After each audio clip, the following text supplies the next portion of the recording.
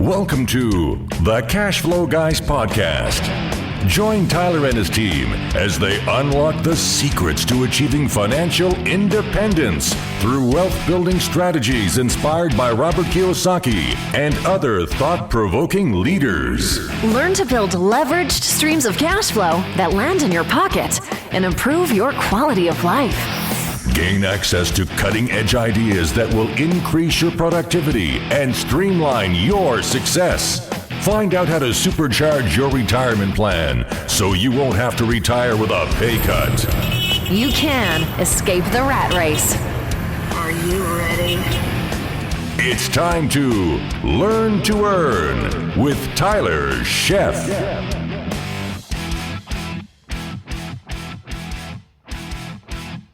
Welcome to Cash Flow Guys podcast. It's that time again. It's Friday morning. I'm here for another episode, and we are once again back to basics. I want to do these every so often because I think that it's good for us. I don't care what your experience level is. I know some of you are rock stars, and some of you it's day one in real estate investing, and some of you are just somewhere in between. But getting back to basics is important because sometimes I tend to forget that not everybody has done a bunch of deals, and I tend to sometimes talk over people's heads, I believe, and then sometimes this is what I'm told, and then other times I'm not complex enough. So in order to focus on what the people that need more information, or in other words, that haven't been students of mine. Now, obviously the students of mine, those people that took the Mailbox Money Mastermind, I know exactly where they are because, well, I taught them myself. So I can have much different conversations with them than I can with most other investors because they are on, not to brag, but a higher level. I mean, they've got a clear learning, a clear understanding. They have a full focus on what their investor identity is. They know where to find the money. They know where to source opportunity. They have a marketing plan together, a networking piece. They know their investor identity. They are well on the path. But I keep forgetting that, I went through that mastermind. It was a little bit ago. We're getting ready to launch the next one, by the way. Starting in July, it's looking like. If you want more information on that, go to mailboxmoneymastermind.com. That's mailboxmoneymastermind.com. And if you have questions about that, you can just reach out to me via email, or you can schedule an appointment on my calendar to talk about it if you've got questions or concerns or whatever you have to want to talk about. Just go to mailboxmoneymastermind.com and click there, and that will get you on my calendar. But let's talk about today how to find funding for investment property. I hear this a lot. Everybody thinks that, the money's the most important thing, right? Well, if I don't have the money, Tyler, then I can't buy any property. Therefore, I am wasting my time. Well, let's go ahead and dive into that because I'm going to do a little test here. I'm going to tell you talk about the different places that you can, quote unquote, find the money. I bet you if you don't know your investor identity, if you haven't taken personal and financial inventory, if you're not good at marketing, whether you have money or not, it's not going to matter because if you don't have any opportunities to match with the money, then what's the point? But let's go ahead and talk about the funding because that is, I think it's important for you to understand what's required for funding. So that way, when you're out looking for opportunity, you can match opportunity with funding that makes sense. As Jimmy Napier says, and Larry Harbolt says, the fastest way to ruin a good deal is to put bad financing on it. I can't tell you how often I hear this. Somebody goes, I bought a new rental house. I just got to get that hard money loan paid off. And I sit there and go, what? When you talk about hard money loan, why'd you get a hard money loan for a rental property? Ladies and gentlemen, don't get a hard money loan for a rental property. Oh, don't worry. I'll pay it off in 6 months, Tyler. No, you won't. Chances are you might not. And if you do, or if you don't, you got big problems. Don't use credit cards and unsecured lines of credit. I don't want to get off on a tangent, but quickly, there's a lot of hullabaloo going on right now about these unsecured lines of credit. If you've got an LLC and a tax ID number, these knuckleheads will loan you $500,000 and then they come after you if you don't pay them. And that doesn't make good sense. I mean, honestly, folks, that doesn't make any logical sense to use those types of high interest rate debt. And they say, well, it's zero interest for 18 months. Yeah, well, the problem is in 19 months, or 18 months, you owe a lot of money. And it's a rental property, so you're not going to be making tons and piles and piles and piles of cash in the first year. The first year is always the worst performer. So that said, leverage intelligently. Let's start with bankability. And what's bankability? A lot of people ask me that. Bankability really means your ability to walk into a bank and borrow money. I mean, are you the type of person that when you walk into a bank, the security guard turns you around and walks you back out? Or are you the type of person where they bring you a cup of coffee and a donut and say, welcome to Wells Fargo, Mr. Chef? I've been both, I can tell you. I've been the hero and the zero. I've walked into the bank and had Starbucks espresso waiting for me. And then I've also walked into the bank and they were like, dude, you're a train wreck. I've been both ways more than once. So that's the reality. I've grown, expanded, gotten better at things now. But there was a time that I was nervous about walking into a bank. Business is a challenge, especially when you're starting out. That said, the good news is, and I'm living proof, that everything is fixable, right? Everybody has unforeseen circumstances, things that happen, things that are out of control. Well, I'm not bankable because I got bad credit, or I'm not bankable because I don't have enough income. I'm not bankable because of this. And usually when I hear that, I ask, when was the last time you actually checked that? And they say, well, it's been 10 years, 5 years, 2 years, whatever the answer is. And by what means did you check it? Did you actually go through and apply for a mortgage or not? And usually the answer is they hem-haw around and they're like, oh, well, not really, I guess not. And, blah, blah, blah. And they're tap dance around it. Ladies and gentlemen, you got to put in a little bit of effort, please. Okay. So let's get started with bankability. First of all, use a broker. Okay. Use a broker. I'm going to have Frank Cotto, one of my lenders, come on here probably in a couple weeks and talk to you guys about some new loan programs that are out for Florida investors. We'll get into that here in another episode, but use a broker, not a bank, and not a banker. And the reason why I say that is bankers are not on commission. They're on salary, right? Or hourly. You don't want some hourly schmuck that sits behind the counter that has no inkling, no desire, no motivation to approve you or disapprove you. And think about it. If you're that person sitting behind the counter, you're making your, I don't know, 40 grand a year, whatever they make at the bank, 50, 60 grand a year. And then somebody walks in there and it's making six figures. How many of those people you think live in abundance? How many of those people are like, gee, I wish I could be like Tommy? No, they're like, Tommy's a jerk because he's got more money than me. And I hate Tommy. And Tommy is not approved. Stamp. I mean, tell me that doesn't happen. You can't tell me that's never happened. I guarantee you that's happened. I digress. Anyway. You talk about bad credit, right? First of all, the only way you can repair your credit really is to understand what's going on with it. So get with a mortgage broker, have them pull your credit, and have them look at your mortgage application. If they tell you no, then the next question is, well, what will turn it into a yes? What is it specifically that I need to do to change the situation and make it better? What can I do to get approved? And a good mortgage broker will break that down for you. If you're in Florida, because mortgage brokers are licensed by state, by the way. So if you are in Florida and you're looking for a mortgage, I used Frank Cotto from Lincoln Lending. He's one of my lenders. Great guy. He can see outside the box, and he's a smart dude. So I use him. That's why I've had him on the podcast before. So he would tell you, well, you need to fix this, you need to fix that, you need to fix this, and you'll be good to go. So they do what they call condition it, right? Now, once you get your credit repaired, first thing, before you even get there, I jumped ahead of myself. Before you even get there, establish a timeline, okay, to begin fixing the issues and set up a target date with your lender. So tell your lender, look, if I get these things done, how long is it going to take to adjust my credit report? And realistically, is it 6 months? Is it a year? Is it a decade? What does it look like? And at the end of the day, they're always going to usually tell you, when you get your credit fixed, it takes, 3 to 6 months, I should say, to get things back on track and get you squared away. Sometimes it takes longer, sometimes it's sooner. But establish a timeline with the lender. And more importantly, establish a timeline with yourself. Say, I've got to dispute these things, and I'm going to do it within the next 7 days. Okay, and make that your one thing. Take that 7 days and sort it out. If you find something in your credit report that's not accurate, then dispute it or reach out to the creditor.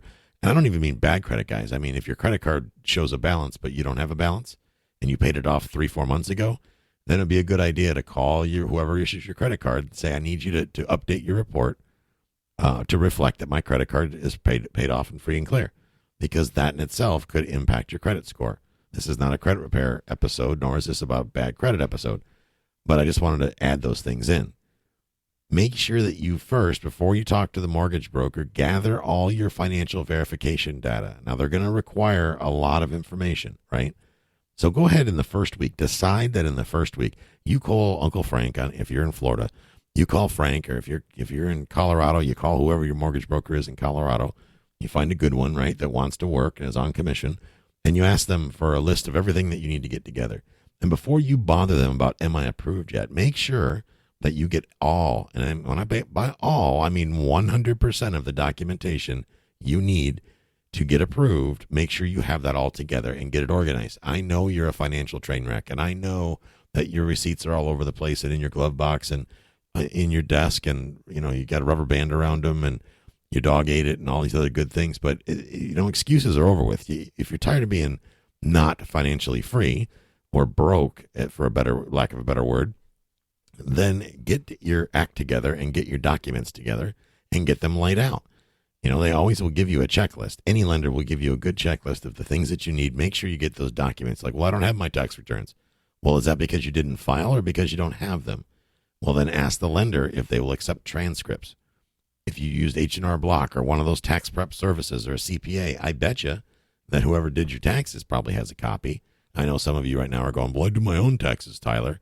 And to that I say, you're a moron. Stop doing your own taxes. Spend a couple $100 and hire a CPA that understands taxes better than you. And no, you are not an expert in taxes. I guarantee it, unless you're a CPA. And even then, you probably shouldn't work.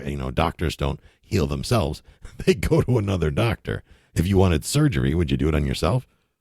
No, you would go to your buddy, the surgeon, and have him take care of it. So the next thing would be get a written outline. Take some time, grab a legal pad, write out a written outline of your debt plan, how specifically you're going to use the institutional debt. So, for example, if you're approved for a home equity loan and you're approved for a mortgage, how are you going to use that? It's time to write down a plan, because if you have a plan, if it's in writing, you have a better chance of sticking to it. If you don't, you won't. It's just that simple. So that's really it about bankability. Bankability really comes down to having the documentation that the lenders want and having a credit score somewhere above a 540, right? And you can get a mortgage. And people are like, what about down payment, Tyler? Don't worry, we'll get to that. There's all kinds of different ways to come up with a down payment. So bear with me. That's at the end of the episode. And don't skip ahead, I'll know. Anyway, wholesale flip method. This is very difficult. And by wholesale flip method, what I mean is the people that say, I'm going to wholesale or flip my way to rental property. Well, you are not going to wholesale or flip your way to anything. So just stop. Just stop, because you're lying to yourself. Just stop. I mean, come on, guys. I mean, really. Home and Garden Television is about the only people that pull that off, right? So don't be stupid. Just stop believing that, because it's a lie. Stop lying to yourself. You're killing me. Phew, that was painful. Now that we got that out of the way, let's get back to, I want to hit you with a couple more points. Really, I do, because I don't think you quite got it. Now, understand that the wholesale flip method, as far as flipping your way to cash flowing assets, is very difficult to accomplish because of the costs attributed to marketing and the amount of time needed. Now, I know every one of you that I talk to on the phone are like, geez, Tyler, I don't have enough time to invest in real estate. This is why people call me and give me their money to invest, because they don't have the time. And I have the team and the people set up to invest for them, right? Everybody's out of time these days. Everybody said technology was supposed to make our life easier. In reality, we have no time anymore, right? Nobody's got time for anything. But so we build teams for specific tasks. And wholesaling houses or flipping houses, guys, takes a ton of time. I'm here to tell you. Many people think they can wholesale or flip their way to buy and hold. It's a trap, really, is what it is. It's just a trap. Now, it takes a ton of marketing to find distressed sellers. And that is going to cost you an absolute fortune doing direct mail. So you spend all that money to go out and market to get your motivated seller, and then you flip the house. Why would you do that? I don't understand. If you spend $2,000-$3,000 on a mailing and then you wholesale a house for $5,000, you lost money. Yes, that's right. $2,000-$3,000 on mailing. Then you flip the house for $5,000. Yes, that would leave you with a $2,000 profit. But at the end of the day, how much is your time worth?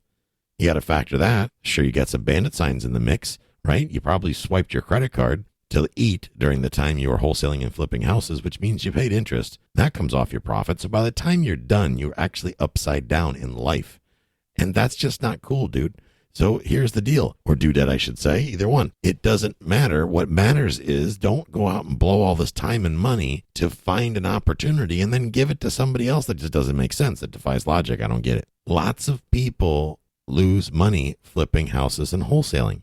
Lots of different ways. Dishonest, untalented contractors, changing market conditions. If you don't think the market's going to shift soon, you're crazy. Put down the ganja, put away the medical marijuana card. You are stoned if you think that the real estate industry is not going to take, or the market is not going to take a serious crash. Now, if you are a buy and hold investor and you have fixed rate financing, breathe easy. You got nothing to worry about. Just relax, ride it out. And if you're a wholesaler or a flipper, you're going to be flipping burgers is what you're going to be flipping, because there's going to be nothing for you to flip, because nobody in their right mind is going to be buying pretty houses in a downturn. It's just not how it works. So, I don't know what to tell you. Maybe you guys can paint my house or something while the market's busy flipping, or crashing rather, and you can cut my grass if I had it, and I don't know, wash the jet ski, because that's the only thing you're going to be able to do when the market crashes.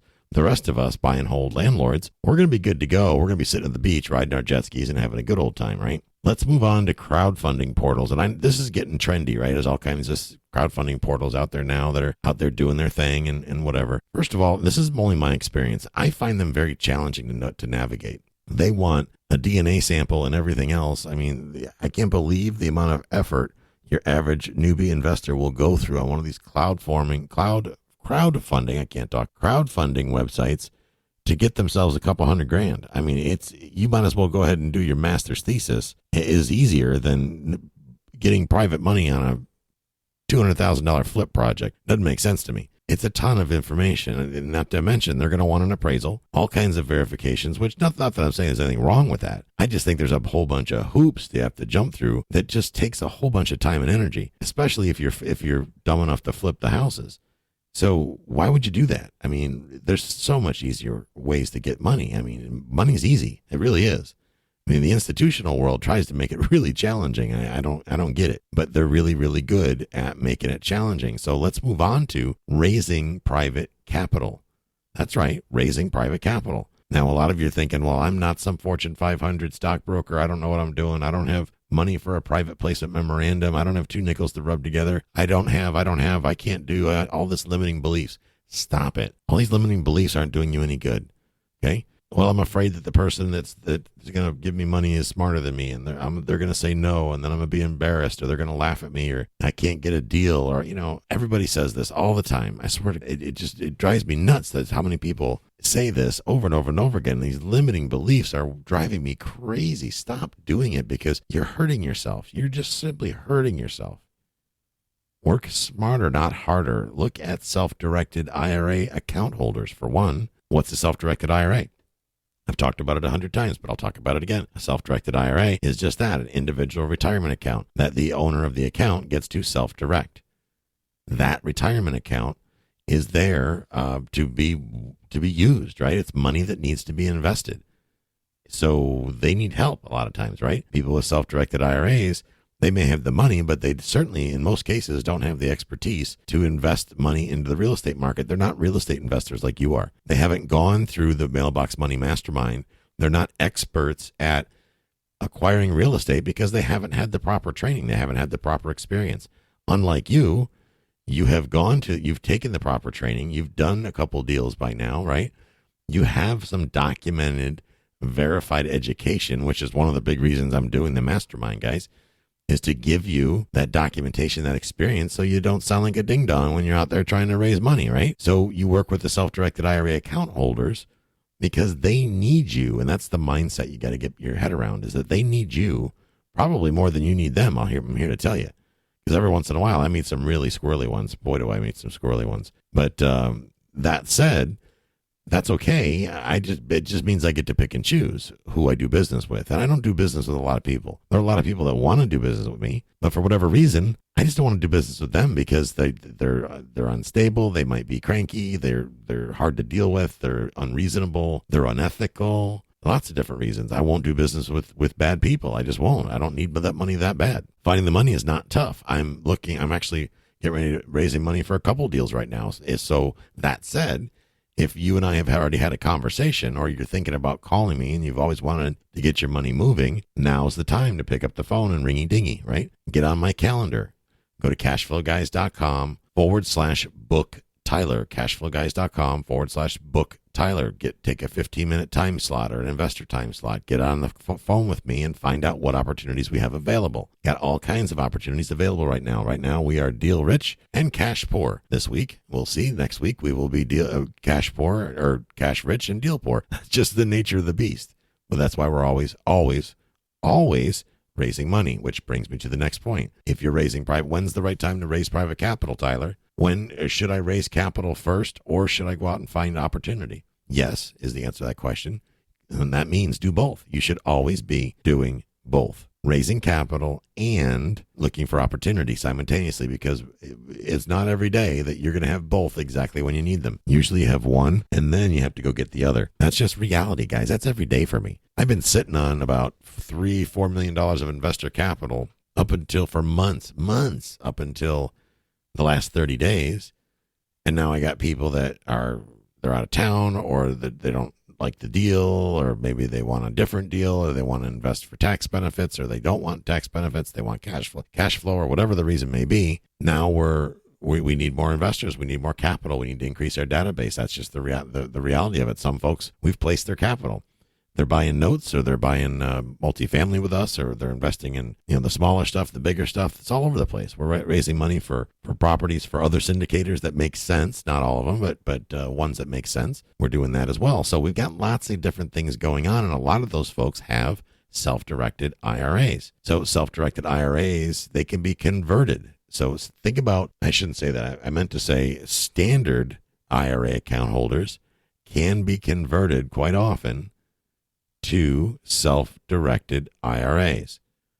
Okay, they can be converted over to self-directed IRAs. And the next question I'm sure you have is, how do they do that, Tyler? Well, that all begins with reading the book, the SD as in self-directed, SD as in self-directed, IRA as an individual retirement account, handbook.com, SDIRA handbook.com. You can go to Amazon and search that. It's called Self-Directed IRA Handbook. It's written by Matt Sorensen, Matt with one T. He's an attorney of mine, a great guy. He wrote the book. It's a great book. It's a simple read. Buy a copy, keep it with you. Frankly, it should live in your glove box until you become an expert at converting self-directed IRAs. That way you can answer people's questions, right? Think of it this way. When you're raising capital for folks that have IRAs, you are helping others accomplish what they are unable, unwilling, or afraid to do for themselves. So just to summarize it, folks, the deal has to make sense. And by that, I mean it has to make sense for the funding partner. If you're doing one of these reverse negative subject 2, subject 3, backwards, wholesale flip, daisy chain, whatever the hell you think you're doing, then no, you're going to have a hard time raising money for that. Well, because you're a ding dong. That's why, if you're wondering why, Tyler, why can't I raise money for my deal? Because it doesn't make sense. And if your paperwork isn't good and you're BSing yourself with some bogus ARV, and you're like, oh, dude, we're going to get rich off of this. All we need is like $100,000 and we're all going to get rich. Well, that says problem. That says we're going to lose money. That says I'm going to go broke in the process here.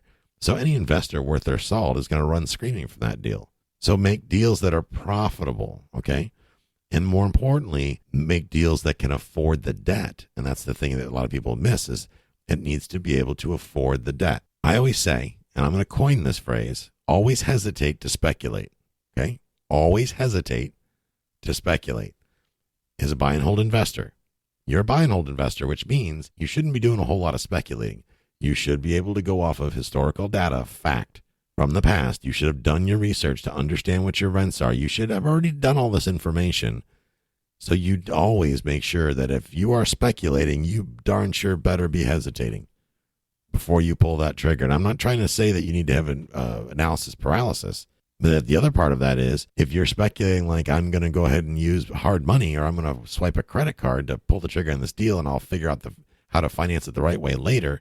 Ladies and gentlemen, that's called a speculation play. That is dumb. Don't do that. Don't fall into that trap. Okay, don't let yourself get sucked in. I know it's easy, and geez, if I just had the money and I can take an extra 10 grand from the unsecured debt and I can pay off my other credit card, and that's where you get into the slippery slope, and it gets really bad really quick. So don't go down that road, please, please, please. Always understand, last thing, make sure that you understand that many people value their time more than the money. So the next time you have that limiting belief that nobody's going to invest in my deal, Tyler, because I don't have any experience, or because I don't have any deals, or I don't have this, I don't have that. Stop thinking about what you don't have and focus on what you do have. What you do have, apparently, is an opportunity in front of you. What you obviously have is a little more time than the person that has the capital, because obviously if they have the capital and it's not deployed, it's either because they don't have the knowledge or they don't have the time to find something for them to put their capital into, or maybe they don't have the education, the knowledge, the team. Learn to recognize when that happens and capitalize on that, ladies and gentlemen. Learn to recognize it and capitalize it. That's all I got for you this week. I'm going to wrap it up there. Lastly, if you have not joined our Facebook group, go to cashflowguys.com/group. cashflowguys.com/group. And once again, we're going to be, we're marketing for the mastermind. We're going to take a small number of people into the mastermind. It's going to be a very close, very intimate group to get you out of the rat race and teach you how to raise money, how to find opportunity, and get you the information you need. We're going to help you dig deep and discover your investor identity, and most importantly, get you over the finish line to get you financially free. To find out more about that, go to mailboxmoneymastermind.com. That's mailboxmoneymastermind.com. Hope you have a great week, and we'll catch up with you next time. This concludes today's episode. You don't have to wait till the next episode to learn to earn. Head over to cashflowguys.com and contact Tyler and his team for more powerful tips and ideas so you can start generating multiple streams of income and escape the rat race.